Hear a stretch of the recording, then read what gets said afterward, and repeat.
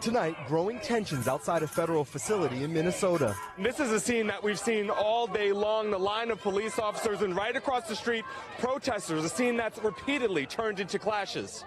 A city on edge. I cannot believe this is happening in our community. Minneapolis used to be known as an open city, as a loving city, and now it is invaded. It's invaded by ICE.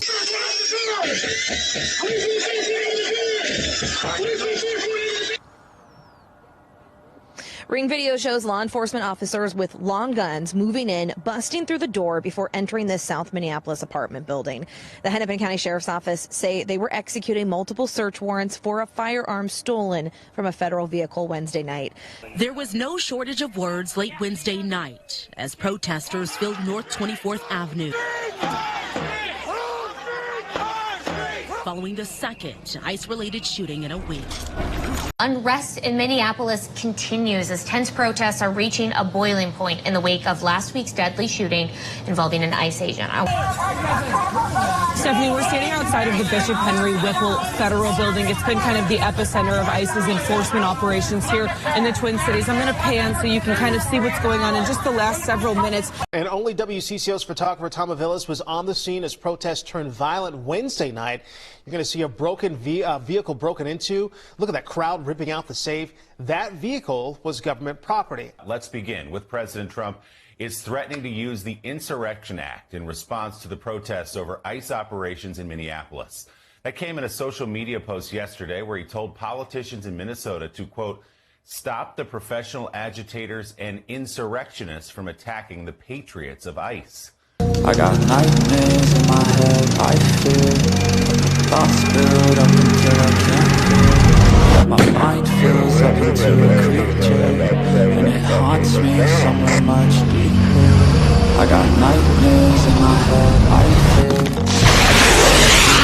fear. They say seeing is believing, and that's how it should be. We should allow evidence, what we see, to guide us. But I feel as though the ICE incident shows how people see through their beliefs and perceptions. In other words, they see what they want to see. I suspect Renee Good underestimated the intent of the officers. She also read the situation incorrectly. By the way, did you know that Renee Good actually had a pulse, I think, for several minutes after the incident?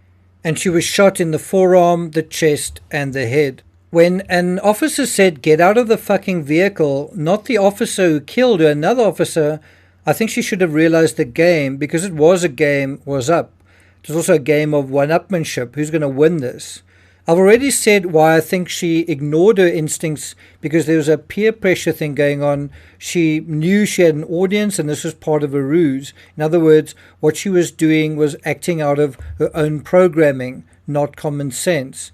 Also, and I know this is easy to say in hindsight, but the moment the officer pulled his weapon, if she saw that and stopped, could that have diffused the situation? In this analysis, we're going to deal with 6 shocking insights we all missed. And we're going to do that by going through the footage slowed down. But before we get to that, if you haven't subscribed to the channel, please do. By the way, I'll be sharing with you guys my own experience with a police stop that went badly wrong and something that I learned from that. Hopefully I'll be in a position to put that up tomorrow. That'll be in members only and available to those folks on Patreon. For those interested in the Gus Lamont case, I've also heard from an anonymous source that has provided some very interesting insight into that case, so look out for some new analysis on that. If you're finding this analysis worthwhile, please do hit the thanks button. It probably is going to be my last or second last video on this particular subject. Right, and let's get started. So, 6 shocking insights we all missed. Number 1, the ICE agent seemed to walk towards the front of the vehicle. I'm not sure if we've got footage of that, but you are not hallucinating when you see that. He's standing quite far from the vehicle and then moves towards it. If the ICE agent didn't want to be run over, he should have stayed to the side of the vehicle, and in reality, although he was in front and although he moved forward, he was on the left side based on the forward motion of the vehicle, which is why when the vehicle passes him, he's still standing. and he has now fully completed moving to the side. The vehicle also moves to his right as he moves to his left. In other words, while he is shooting Good, the weapon is trying to avoid him, right? If you want to say that, a lot of people have said she wasn't unarmed. While the weapon was moving away from him, the weapon was trying to avoid him, whereas his weapon was trying to target her, and did so successfully. Number 2, the ICE agent's efforts to stop the vehicle by firing 3 shots have absolutely zero effect. Now, if you would say, well, everything Good did was wrong and was, a threat to him, well, the thing that his response had absolutely no effect. And so would you recommend that response in the future in a similar situation like that if it has absolutely zero effect? And I think what's important to stress is this is not standard operating procedure. In fact, this is a lesson in what not to do. The encounter was a victory, but I think that we've shown it as an example of what not to do. Well, it was a victory for the ICE officer in the narrow sense that the ICE officer survives and Renee Good doesn't. It's in terms of an armed officer holding out his weapon and shooting to death an unarmed woman whose intent was to escape, to flee. I suspect the reason Renee Good is dead was because the officer felt humiliated, not because he genuinely feared for his life. That's just my opinion. If you ask me, having this incident on the national news is actually a lot more humiliating than if he had simply let Good, who wasn't really doing any harm, drive off. If he wanted to follow up, well, they had her partner with them, didn't they? And they also had her license plate. Number 3, the ICE agent films an alive Good behind the wheel, but doesn't use his cell phone to document her death or even the crash. What this clearly shows is a kind of schizophrenia. I will show someone else doing something wrong, but then hide what I did.